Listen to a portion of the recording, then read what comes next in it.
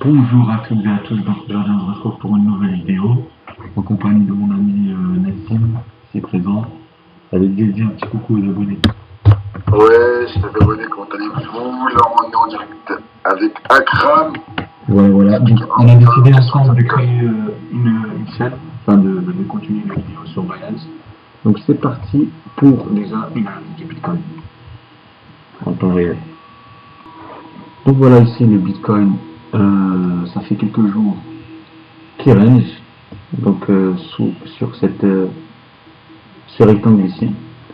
Donc voilà, il nous fait son petit chemin, il range jusqu'à tête péter et casser son range, tout simplement. Donc il n'y a pas grand chose à dire sur le Bitcoin. Donc ces zones de range c'est entre 64 000 on va dire, jusque allez, 58 000, voilà, entre 58 et 60 000, voilà. Donc il range entre 58 et 64 000. Donc il ne casse pas ces niveaux, il n'y a rien à dire dessus. Voilà. Donc voilà, maintenant on va passer à Ethereum. Donc ETH qui nous a fait un canal ascendant juste parfait. Voilà. Il est magnifique ce canal ascendant qu'il nous a fait. Donc il a toujours respecté, hein, vous voyez, même ça fait quand même quelques semaines que le canal ascendant est respecté. Voilà, on peut arriver jusqu'ici. Donc voilà, comme je disais, canal ascendant sur ETH. Bon, il nous avait pété son ATH ici il y a quelques jours, comme vous le savez sûrement. Donc voilà, c'est assez propre ce qui se passe sur ETH. Donc voilà, il nous a pété de quelques centaines de dollars sur ATH. Et là, il nous a fait une mèche tout juste en revenant dessus. Donc là, on attend toujours qu'il y ait une confirmation d'achat ou de vente sur ETH, quoi. Le marché est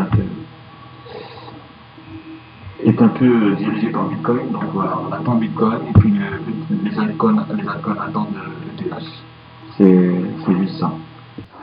Voilà ce que ETH risque de nous faire ici, c'est de continuer à ranger dans ce canal ascendant et de monter petit à petit, hein, sainement mais doucement.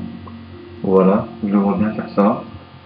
Après, il peut aussi arrêter, hein, arrêter et ne pas respecter le canal ascendant et donc commencer à ranger comme Bitcoin jusqu'à ce que soit il pète à la hausse. Voilà, ben, c'est juste ça.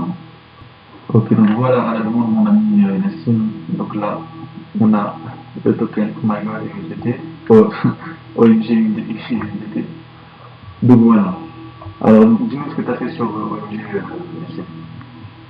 Alors, j'en ai acheté un à 18 et j'ai vu qu'il baissait un peu et vu que je suis un peu novice, ben, mon instinct a dit de le vendre et là, je vois bien que il est en train de monter, quoi. Enfin, Voilà. de ce que je vois. Donc Nassim, il a presque acheté à l'ancienne ATH. Donc il a acheté peut-être à 18 dollars. Et voilà, donc là il est en train de nous casser son ATH OMG. Donc comme vous pouvez voir, alors qu'est-ce qu'il a fait OMG ces derniers jours? Il nous a fait un range juste parfait. Il nous a fait un range ici. Donc on peut même la baisser jusqu'ici, mais bon, ça c'est une mèche sans importance. Voilà, puisque le prix s'est restabilisé. Donc voilà, il nous a rangé ici. Il nous a offert un range jusqu'au moment où il était en haut de son range et ici il l'a pété. Donc voilà, il a pété son range. On ne sait pas jusqu'à où il peut aller. Au-dessus des 20 dollars, peut-être, sûrement. Euh, donc voilà, c'est juste ça. Après, faites attention qu'il ne fasse pas un double top, donc un M ici, avec une zone de résistance aux 18 dollars justement, au prix où on a acheté. Donc on peut avoir une zone de résistance qui va se former ici, qui va se former juste ici, et on peut risquer d'avoir un double top, comment on appelle ça, une, euh, une phase très très riche, donc un risque de baisse quoi. Donc voilà, par ça, le OMG il a fait aussi son petit bout de chemin. Vous l'avez pump ici, Et puis après le crash, double V quoi, double bottom, et ça repart. Donc voilà, on ne sait pas jusqu'à où on peut aller, mais en tout cas on sait qu'il y a une zone de résistance aussi. Voilà, on va passer à la phase 1. Donc voilà, par l'animation, donc juste deux scénarios sur OMG. Soit un rêve très riche, soit une tasse et anse, ici, qui peut se confirmer dans les prochains jours par une rebaisse et un bottom ici, qui viendra se trouver ici pour faire une tasse et anse. Ou soit, troisième scénario, ici, une zone de range, une cassure, ok, sur la zone de résistance. On vient quitter la zone de résistance, on arrive trop 20, 22, 24, je ne sais pas, j'ai pas de boule de cristal. Et on revient tester la résistance ici, qui va nous servir de support cette fois-ci, puisqu'on va revenir tester pour repartir. Ok. Donc voilà, il y a 4 scénarios. 4 scénarios. Donc le premier, tasse séance. Deuxième, double top, donc un M. Un M qui vient transformer ici. Troisième, ici on vient casser le range, on revient tester, zone de support et on repart. Quatrième, on vient casser le range, on revient tester et on se fait réenfoncer. Voilà, donc la zone de résistance ici va être réenfoncée, donc là on va avoir des ACD, vient de cross Berry, bullish, je sais pas quoi, vient de cross en tout cas, il vient se croiser. Donc c'est très très très bullish, donc ça risque de, c'est un signe d'achat quand l'une croise l'autre, avec des volumes ascendants. Donc il me paraît plutôt bon. Mais en tout cas, voilà, j'ai pas de boule de cristal. À tout moment, il peut nous faire un M, donc c'est des risques à prendre. Donc voilà, on va voir le CHR tout de suite. Pause. Donc voilà, je disais sur le CHR, qu'est-ce qui se passe ici? Donc la première chose qu'on fait, si on va faire de l'analyse technique, on regarde le passé, hein, parce que c'est la seule source d'information qu'on a, hormis les prix. Donc voilà, ici on a un top qui vient se former, qui est venu ici se former, et qu'on a cassé à la hausse. On a cassé le top à la hausse, après une énorme zone de range. Alors une zone de range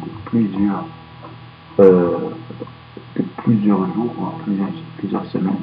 Bon, la zone de range, on va même l'élargir à ici. Voilà. La zone de range, on va l'élargir ici sur le CHR, après la demande de Messi. Voilà. La zone de range, on va l'élargir ici entre 0,25 et 0,50. On est venu éclater cette zone de range ici à la hausse qui nous a mené jusqu'au 1 $. Ok. Mais bien sûr, toute hausse connaît une baisse. Et donc voilà, on est venu retourner, donc on va aller en H4 pour mieux voir. Voilà, c'est exactement ce que je vous disais sur le token précédent, l'OMG. On est venu retester la résistance ici qu'on avait connue. Ça, c'est une résistance, on appelle ça une résistance. Pourquoi? Parce que le prix n'est pas allé au-dessus. Ok, on a une zone de résistance, un prix plafond, on va dire ça comme ça. Et puis ici, une fois qu'on a pété le prix plafond, on est venu la tester en tant que support. Donc là, pour moi, je suis très très très bullish sur le CHR, bien que les volumes soient descendants. Attendez, on peut demander les volumes. Les volumes sont assez hauts et vous voyez bien que le BNCD est aussi assez bon. Donc on attend de voir ce que Bitcoin fait. C'est un altcoin très très très très très intéressant. Donc voilà, on retrouve le dernier altcoin, Shields USDT. Donc on va se mettre en plein écran. Donc voilà. Donc sur Shields USDT, on se retrouve ici avec une figure de triangle de compression. Qu'est-ce que c'est un triangle de compression? Un triangle de compression, c'est quoi? Donc c'est une hausse suivie d'une baisse qui devient de plus en plus petite et qui se compresse. Hein. D'ailleurs, c'est là où ça vient. C'est là où vient le triangle de compression. Donc là ici, on H4, on voit on a une hausse, une baisse, une hausse, une baisse, mais tout ça en respectant des droites bien définies à l'avance. C'est-à-dire qu'on a une zone de résistance ici et une zone de support qui vient se former ici. Voilà, donc tout simplement ça crée une figure comme ça, donc un triangle de compression qui vient à la fin, donc le sommet ici, soit péter à la hausse, soit péter à la baisse. Donc c'est selon moi 50% de chance de péter à la hausse ou à la baisse, donc là un peu moins, on va passer qu'il y a une explosion à la baisse sur un triangle aussi de compression. Ici qu'il y a pété à la baisse, voilà, donc voilà, je viens d'avoir pas vraiment parfait ce trio là, mais c'est un bon exemple pour vous montrer ça. Donc voilà, c'est déjà la fin de cette vidéo. Donc si vous avez aimé, n'oubliez pas de lâcher un pouce bleu et de liker et de commenter si vous avez des questions. Et puis voilà, voilà tout ce que vous avez envie qu'on passe. Voilà, merci en tout cas.